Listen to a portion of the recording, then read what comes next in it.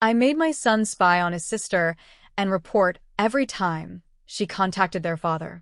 When I found her messages, I exposed them at dinner, called her disloyal, and cut off her college money because I refused to fund someone who defended my ex.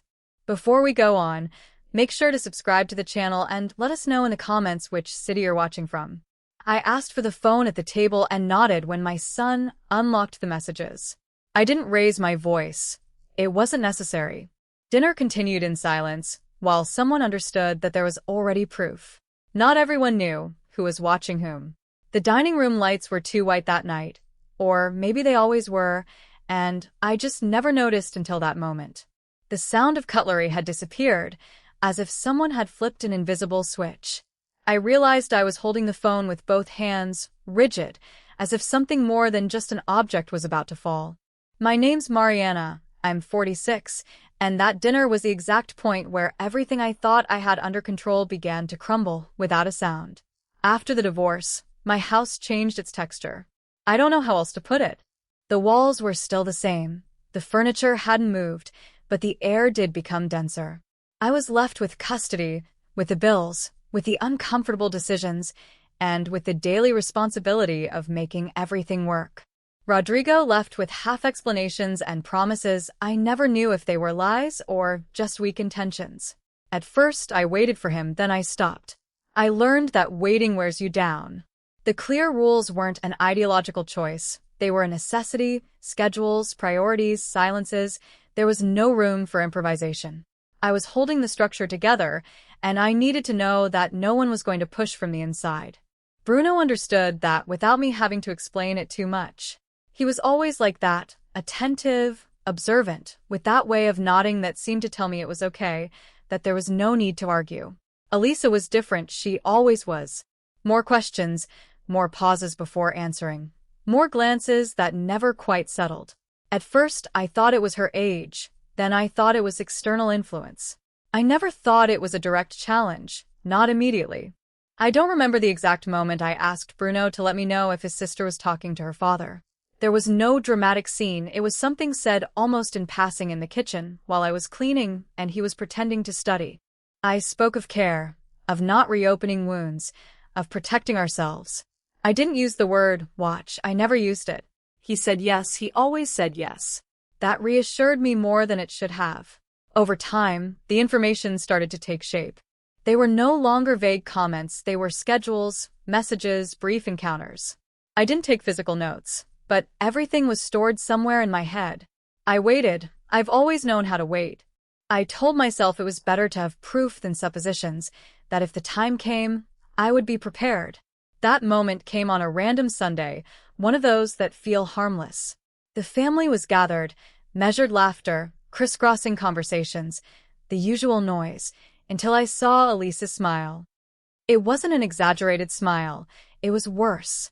It was calm, contained, as if she knew something I didn't. I felt a pull in my stomach. I asked directly, in front of everyone, if she had seen her father again. She denied it calmly, without hesitating, as if she had rehearsed it. I insisted, not shouting, not accusing. She denied it again. In that second, I understood that she wasn't telling me the truth and that, even worse, she thought she could do it without consequences. I looked at Bruno. I didn't need to say anything more. I asked for the phone. When I saw the messages, I didn't feel surprise. I felt confirmation, short audios, simple coordinations, blurry photos that seemed harmless if you looked at them quickly. I read some excerpts out loud. I didn't raise my voice. I said the word betrayal, as if it were an objective fact, something to be verified. Elisa tried to speak, but I was already somewhere else. I started listing everything I had done, everything I had sustained alone, everything I had put before my own desires. No one interrupted me. That silence, at that moment, was a form of support. I announced the punishment without drama. If she preferred to defend him, she could also manage without my support. The university money ended that very night. I wasn't going to finance disloyalty. Bruno looked down. Elisa stood up. She didn't cry.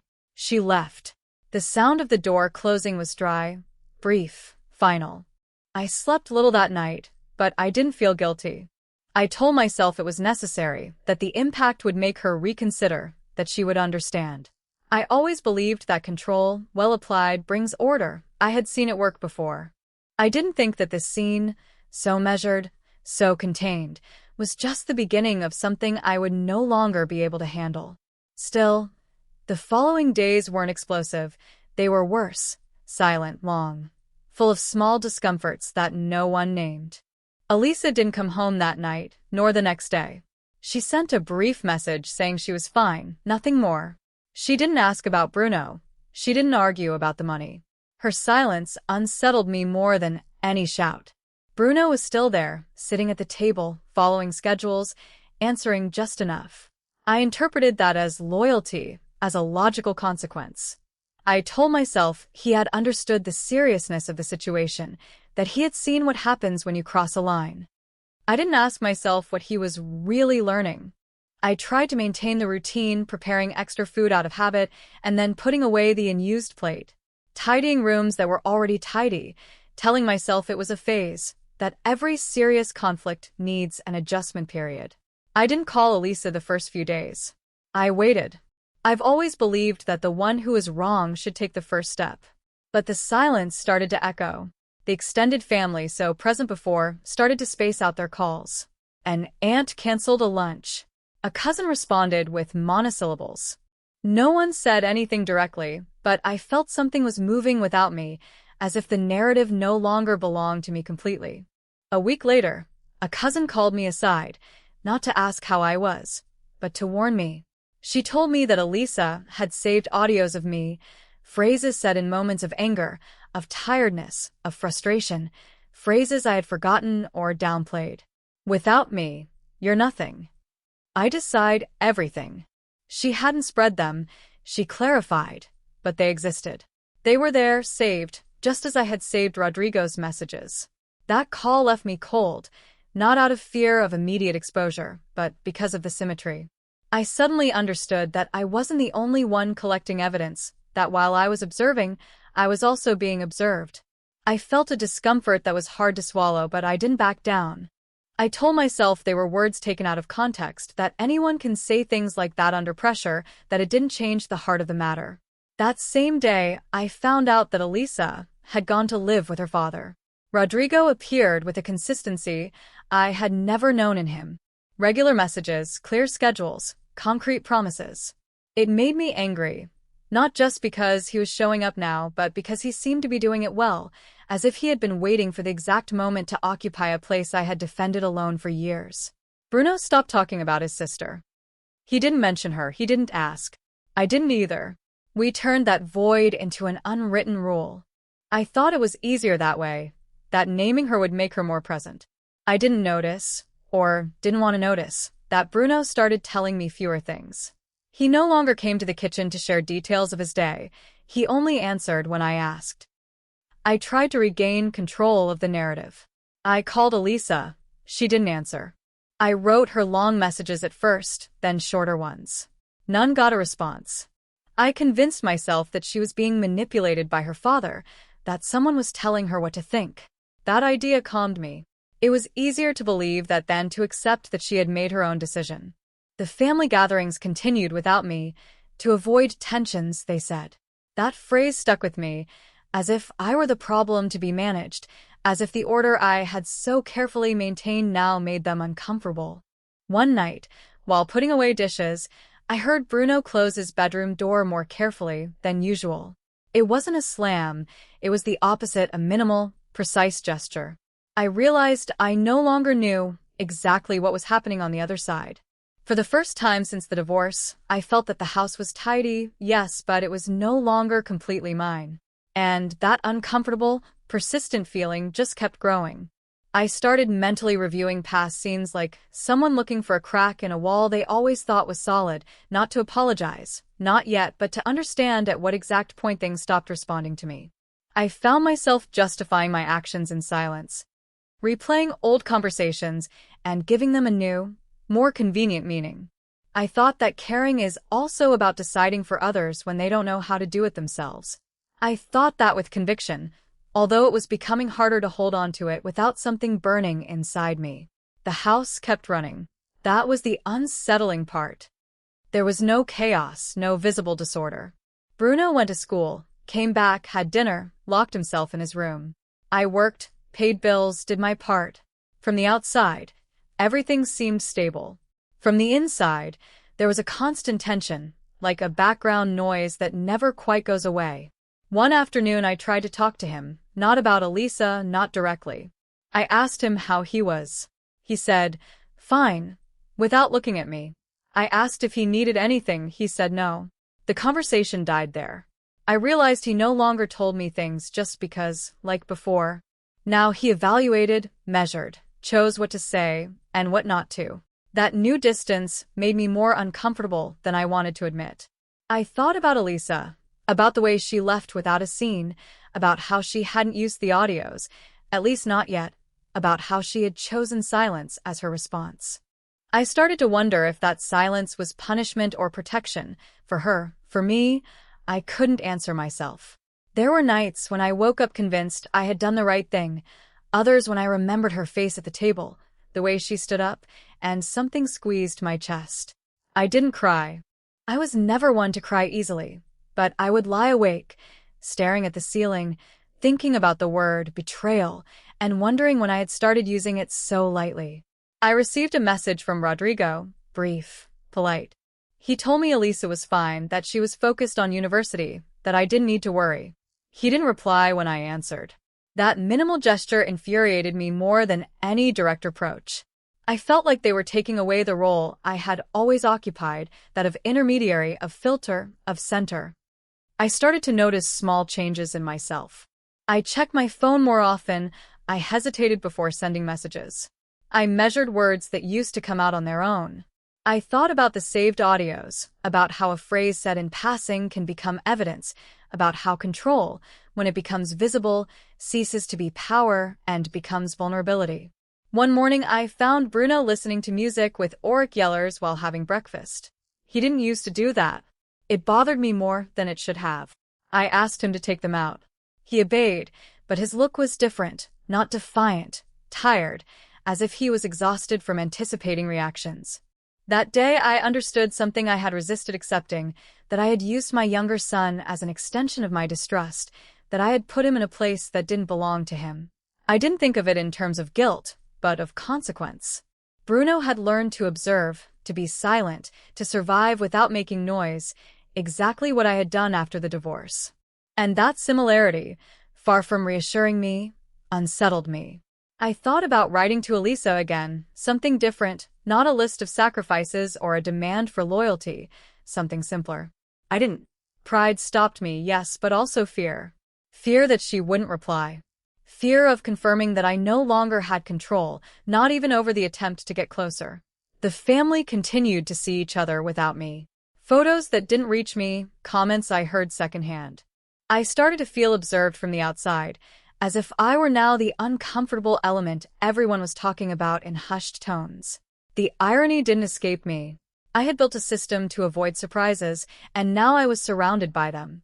One night, as I was turning off the lights, I thought that the problem hadn't been losing Elisa suddenly. The problem was this indefinite waiting, this not knowing if there would ever be a return or just a poorly placed memory. I told myself there was still room, that not everything had been said, but deep down, very deep down, I began to suspect that some decisions once made don't offer a second reading, and that suspicion stayed with me until I fell asleep, giving me no respite. The blow didn't come with an argument, it came with facts, with concrete movements that no longer depended on me.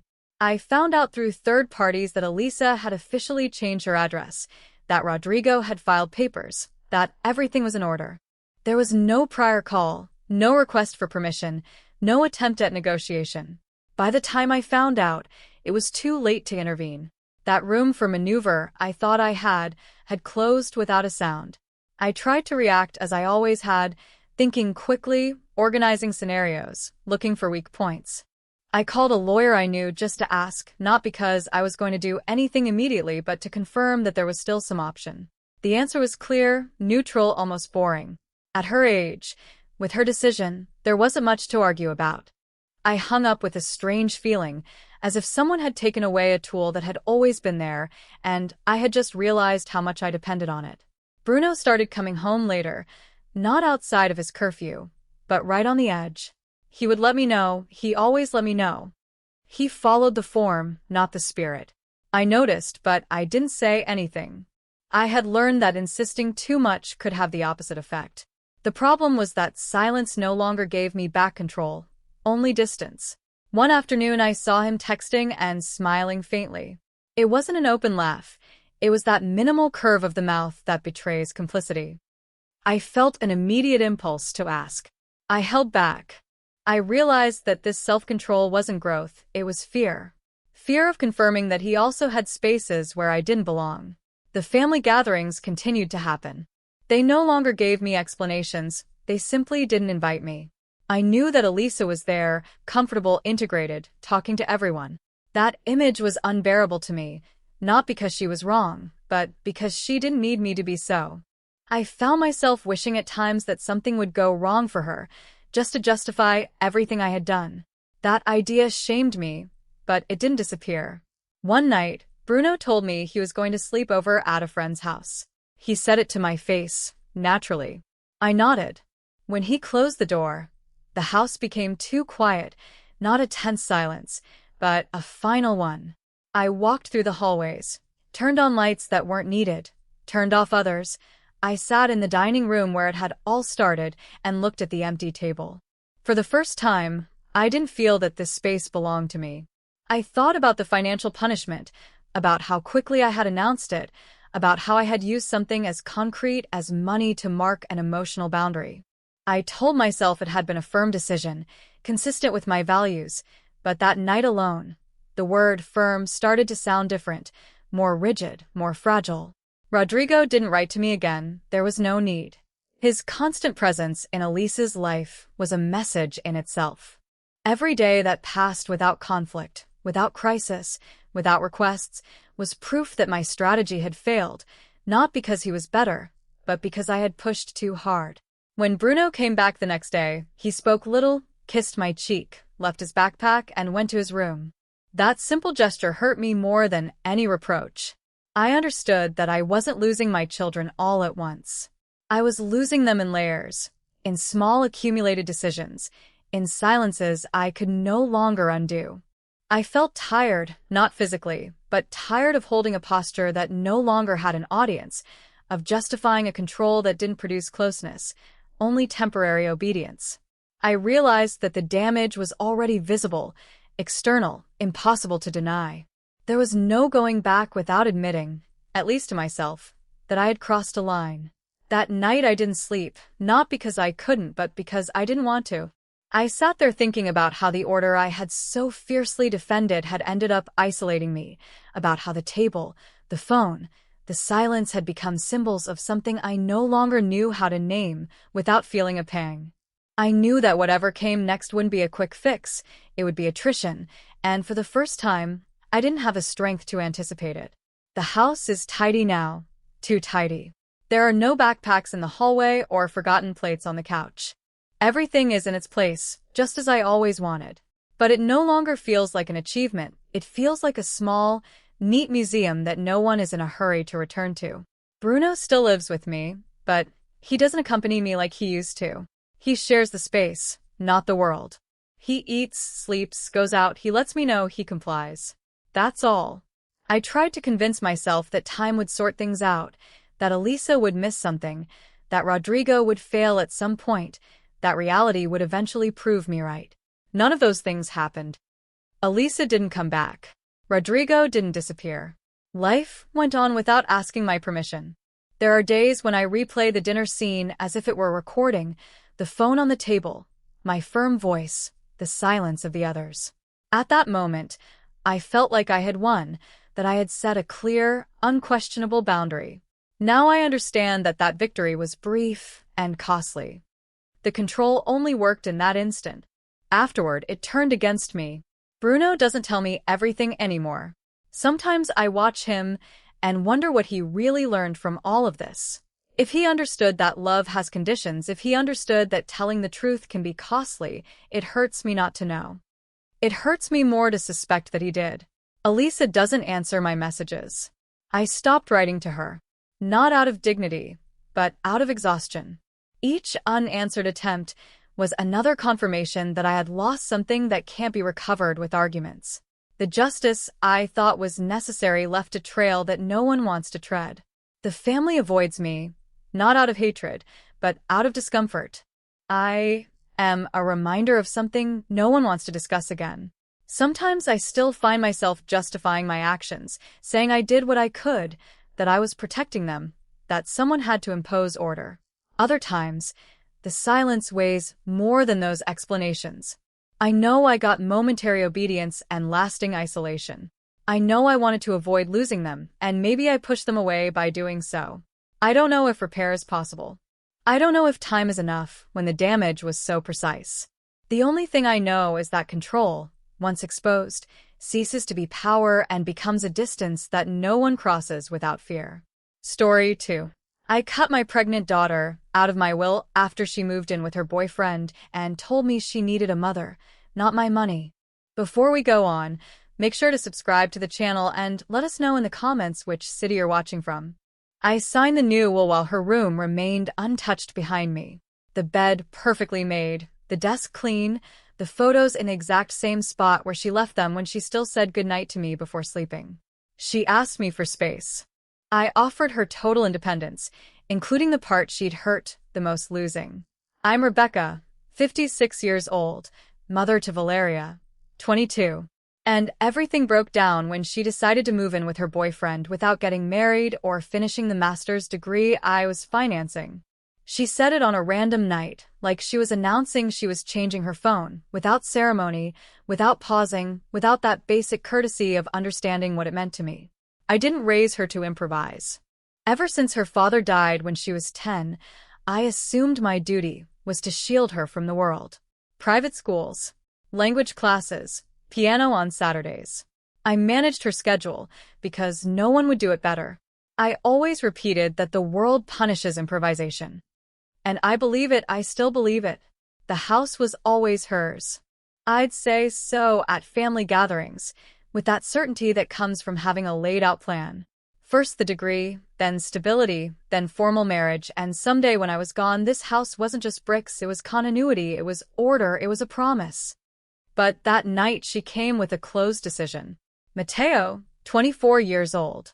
They'd rent an apartment without a wedding, without a finished master's, without consulting anything. She looked at me as if waiting for me to smile and applaud her bravery. I felt something I can't quite describe.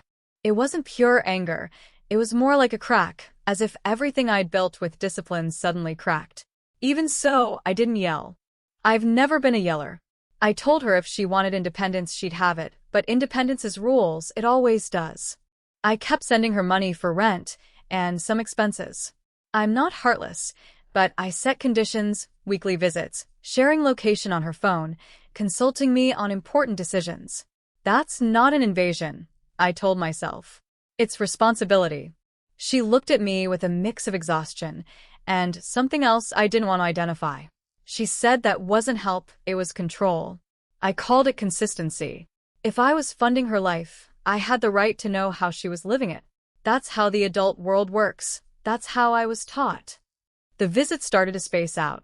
One Sunday, yes, the next no. Then excuses. If she didn't answer my calls, I wrote to Mateo. If they traveled without warning, I coldly reminded her that her inheritance depended on her behavior. I didn't yell. I just stated facts. The house is for whoever values family. I perfectly remember the moment she said something to me that still burns. You don't want an adult daughter. You want a property. She said it without raising her voice, but with a firmness I didn't know she had, as if delivering a verdict. I didn't answer immediately. I just watched her. The same little girl who cried when she couldn't sleep without the hallway light on was now talking to me about property and autonomy. Something had shifted, and it wasn't just her. Then she stopped coming completely, canceled 2 Sundays in a row, claimed she needed space. Space. That word started sounding like a door closing. I'd passed by her room, and everything was untouched, as if she could return at any moment with her backpack and ask me to iron a blouse. But She didn't return. And there, in the midst of that unseen, heavy silence, I started wondering if I was defending a principle or losing something I didn't know how to name. Because it's one thing to teach consequences, and a very different one to end up alone in a house you promised to give away someday. The notary gave me the appointment for the following week, and I accepted without hesitation, or so I thought. The day I went to the notary, I didn't feel guilt. I felt clarity. That was the first thing that surprised me. I sat across from that polished desk with my hands crossed over my purse and listened as he read the changes out loud. The house would go to my nephew Esteban, 28 years old, who visits me every month without me having to insist. I didn't have to justify anything. It's my wealth, my decision, my consistency. I walked out of there with a strange feeling, as if I had drawn a thick line under a sentence that had been writing itself for months. I didn't tell Valeria immediately. I'm not impulsive. I waited. I wanted her to understand that independence isn't a pretty speech, it's a complete package. Meanwhile, silence became routine. I stopped sending her money for some expenses that weren't agreed upon. I kept the rent going for a while longer, for formality, but I no longer insisted on the visits, nor the location tracking. If she wanted to prove she could do it alone, I wasn't going to stop her. I told myself that every night. Sometimes I looked at her room before sleeping. Everything in its place. The master's degree books lined up as if they were a mute accusation. That master's I was funding and that was now on pause, or maybe abandoned. I didn't know for sure because she didn't tell me anything anymore, and that lack of information irritated me more than I should admit. Patricia, my sister, started making comments at family gatherings that times change, that young people don't think like us. I listened to her, but inside I felt they confused modernity with irresponsibility. It's not a matter of age. It's about structure. I didn't deny her love. I offered her support with rules. If that's called control now, then the world has gotten too soft. One Sunday I drove past her building. I didn't go up. I didn't ring the bell. I just looked from the car, as if I needed to verify the place existed. I thought about Mateo. I don't have anything personal against him, but he represents something I don't control, and that, even if I don't say it out loud, makes me uncomfortable. Weeks went by.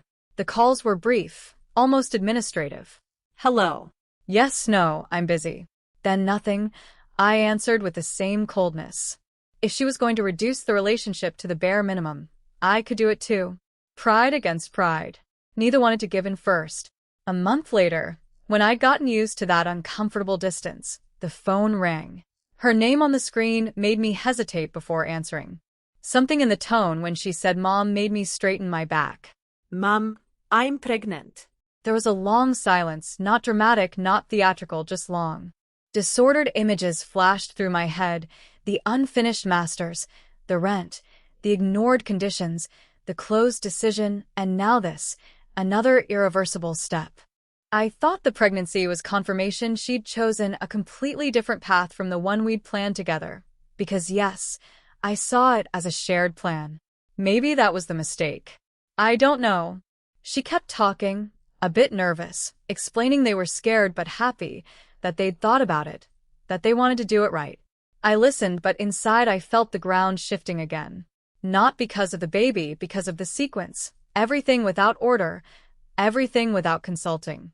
And then I said what I'd been quietly preparing for weeks. If you wanted total freedom, you must take it fully. You can't count on the house anymore.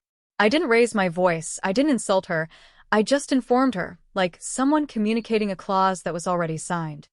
On the other side, silence. Then her breathing. Then a phrase that still hits me when I remember it. I don't need your money, I need a mother. The call ended. I stayed there with the phone in my hand longer than necessary. I didn't cry. I don't cry easily.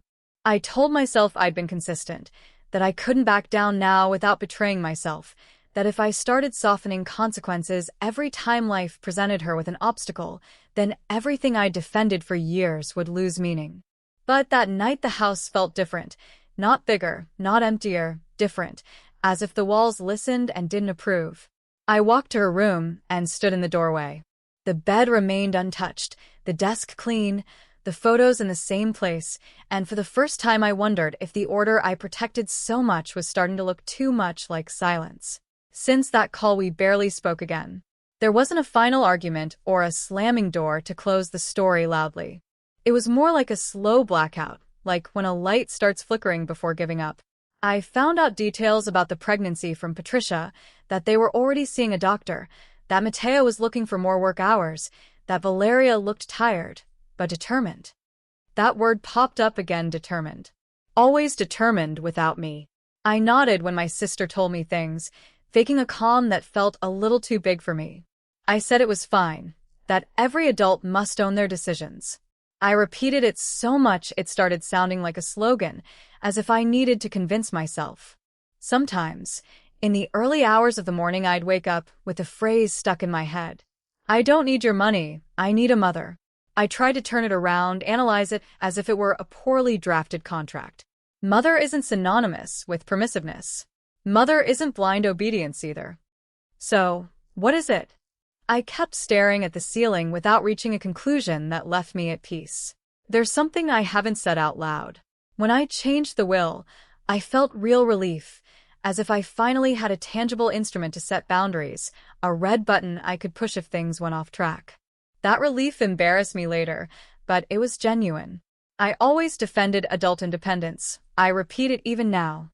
However, the independence I imagined was an orderly version: graduation, stable job, formal wedding, all with dates and filed folders. What she chose was something else, not worse, just different. And different for me feels like a threat. I pass by her room almost every day. I don't go in, I stay in the doorframe. The untouched room is a kind of museum, the museum of the daughter, who understood my rules. Sometimes I wonder if I keep everything like this because I hope she returns, or because I refuse to accept she grew outside my framework. I've thought about calling her more than once, telling her the will can change again, that nothing is final, but every time I dial her number, I stop before pressing call. I tell myself I can't cave at the first serious challenge. What if I back down now? I confirm her idea that everything was manipulation. Manipulation. That word weighs on me more than property. I also wonder if I confused dignity with pride, because there's a very fine line between keeping principles and holding onto them as if they were a life preserver in the middle of a made-up hell. Sometimes I think I'm defending something noble, other times that I'm just protecting my fear of ending up alone. I don't like admitting it, but the fear is there. Since her father died, I promised myself I wouldn't depend on anyone again, neither emotionally nor financially. Maybe, without realizing it, I hoped Valeria would fill that space when she was an adult, that the house wouldn't just be her inheritance, but my guarantee of company. And when she chose another route, it felt like abandonment. I know she sees the will change as a punishment. Maybe it is, even if I wrap it in words like consistency or logical consequence. No one can disobey and expect prizes. I tell myself, but is an inheritance a prize, or is it a bridge? Lately, when I hear Patricia talking about the baby, I imagine a crib in that untouched room. I imagine toys on the floor, noise, mess, and for a second, very brief, the idea doesn't seem chaotic to me, it seems alive. Then I force myself back to my firm stance. I can't waver now. I shouldn't. If protecting was my intention, why does the result feel like mutual abandonment? The question stays floating in the house. And although I keep my back straight in front of everyone, start to feel that the crack that opened that night didn't close with a signature, it just got deeper. The first time I saw her after that call was at a family gathering. Patricia insisted. She said we couldn't keep avoiding running into each other as if we were strangers. I accepted because I thought it would be brief, civilized. I prepared myself like someone going to a doctor's appointment, knowing something is going to hurt, but convinced I'd endure it. When I walked in and saw her, I understood nothing would be brief. Valeria was standing next to Mateo. Her pregnancy showed, not exaggerated, but visible. Her hand rested on her belly almost instinctively. She didn't look at me immediately. I didn't run towards her either. We watched each other from a distance like two people who share history, but no present. Someone made a trivial comment about the food, forced laughs. I stepped forward a few paces and greeted her. Hello. Hello, Mom. Just like that, neutral. No hug, no kiss. Mateo was polite, too polite. He talked to me about work, about how they were organizing themselves. I nodded, but my attention was on her posture, on her way of avoiding my direct gaze. At one point, we ended up alone in the kitchen. It was almost inevitable. The noise from the rest was muffled by the half-open door. I thought she was going to reproach me for something she'd ask for explanations, but she wasn't direct. I don't want you using the house as a threat when the baby is born. There was no yelling, just that clear, firm sentence. I felt the urge to defend myself, to repeat it wasn't a threat, that it was a consequence, but something in her expression stopped me. She wasn't asking for money. She wasn't negotiating. She was setting a boundary. I replied I wasn't threatening anyone, that I had simply made decisions according to hers, that if she wanted to build her life away from my structure, she'd have to do it without counting on that promised inheritance. She took a deep breath, finally looked straight at me, then stopped talking about consistency as if it were love. The phrase hit me harder than any insult. Because it wasn't aggressive, it was sad. The conversation ended there. There was no reconciliation, no scandalous breakup either, just a distance that became visible, tangible, almost physical. In the following weeks, I also learned through Patricia that they were looking for a smaller place to save money, that Mateo had rejected an indirect financial help I tried to send. They didn't accept it. That gesture, which in another context I'd have admired, irritated me. It was as if they wanted to prove they could do it without me, and maybe they could. One day I got a simple invitation for the baby shower without a personal note, just the date and time. I hesitated to go. I thought my presence might tense the atmosphere, but I also thought not attending would confirm the definitive break. I went. There were balloons, contained laughs, gifts wrapped in pastel paper. I brought something practical. I've always believed the useful beats the decorative. When I got closer to hand it to her, our hands brushed. It was a second enough to remember when those hands were small and sought mine unconditionally. We didn't talk much that day. I watched how other people surrounded her, how she laughed, how she seemed complete, not needy, not dependent, complete. I returned home with a feeling I couldn't name until later. It wasn't anger, it was loss. The house welcomed me the same as always, silent, orderly, unchanging. I walked to her room, and for the first time, I went in without staying in the doorframe. I sat on the perfectly made bed. I looked around. Everything was still untouched, but it didn't look like a promise anymore. It looked like a relic. That night, I understood my decision had already caused external damage, not because she yelled it at me, but because she had stopped waiting for me. And when someone stops waiting for you, something breaks that no notary can fix. The baby was born on a cold, early morning. They didn't call me. I found out hours later through Patricia, as if the news had to go through a filter before reaching me. Healthy boy, everything went well. That was the simple, polite phrase. I thanked her for the info as if it were a medical report and not the birth of my grandson. I spent that day walking aimlessly around the house. I cleared my throat. I checked my phone several times, waited for a message that didn't arrive. I told myself it was logical. If I had chosen to keep my distance, I couldn't be surprised when the distance became real. In the afternoon, I received a photo, not of her, not of Mateo, of the baby, sent by Patricia, small, wrinkly, perfect. I felt something that wasn't pride or exactly sadness. It was a kind of full emptiness, hard to explain, as if I had lost something and gained something else at the same time, but without being able to touch either of them. I didn't go to the hospital. I told myself I respected their space, that I didn't want to intrude, that there would be time. The truth is, I didn't know how to show up after turning the house into an instrument of pressure. With what face do you show up to meet your grandson when his mother told you she needed a mother and you chose a notary? The following days were weird. Patricia told me Valeria was tired, that the baby cried a lot at night, that Mateo did what he could, that they were learning on the fly. I listened and nodded like I was hearing the story of another family. A week later, I got a direct message from her, a different photo. Her holding the baby without text, just the image. I looked at it for several minutes. I zoomed in on her face. She looked exhausted, But there was something else: determination. The same she had when she told me she was moving, the same when she announced the pregnancy. She wasn't asking me for anything. Right there I understood something uncomfortable. I had used the inheritance as if it were a tool to demand obedience, but when I took it away, the only thing I got was forced obedience. She never asked me for anything again, didn't argue, didn't negotiate, simply accepted and moved on. The house is still mine, legally flawless. The signed will. Esteban continues visiting me every month. Polite. Attentive. The family acts as if everything is under control, but control looks too much like silence. Sometimes I imagine that baby crawling around a small apartment, laughing amid the mess. And then I look at this house, spacious, tidy, empty. The untouched room doesn't comfort me anymore. It accuses me. I haven't changed the will again, not yet. I cling to the idea of consistency, as if it were a lifeline. But every time I repeat that no one can disobey and expect prizes, the phrase sounds hollower. If protecting was my intention, why does the result feel like mutual abandonment?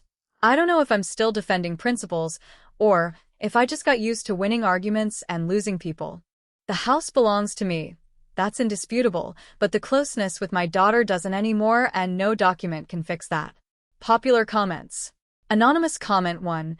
I feel like you turned something that should be a gift into an instrument of pressure. Maybe you wanted order, but she heard a threat.